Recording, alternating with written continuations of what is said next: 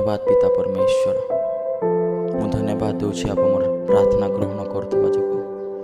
प्रभु मु धन्यवाद करुछि आप जेहेतु आप एई सुंदर समय मध्य एई सकाळ समय मध्य मोर एई चक्षु को तुम पुनर्बार खोलिया पाई ए मृत शरीर को पुनर्बार जीवन देवा पाई पिता। प्रभु तुम नाम को मु गौरव करछि पिता। प्रभु किबळे तुम नाम को मु धन्यवाद देबी, किबळे तुम नाम को मु प्रशंसा करबी मु जाने ना, किंतु आप तुम मते शिखाओ जेहेतु आज दिन आज समय।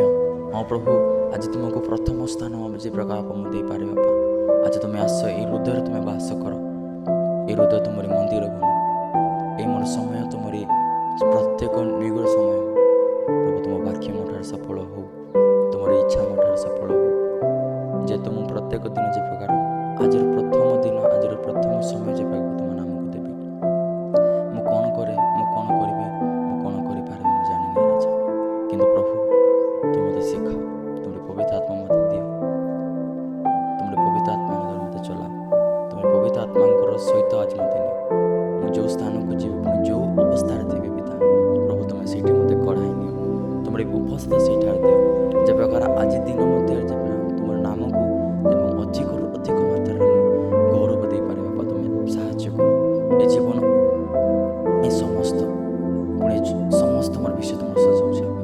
मु किछि नहीं किंतु बापा तुम द्वारा आज मु जीवित होइछि, तुम पाई मु आज कोन करबा मु जाने ना, किंतु बापा तुम मते कढ़ाई नियो अछि प्रभु। तुम नाम को कोटि कोटि धन्यवाद होछि।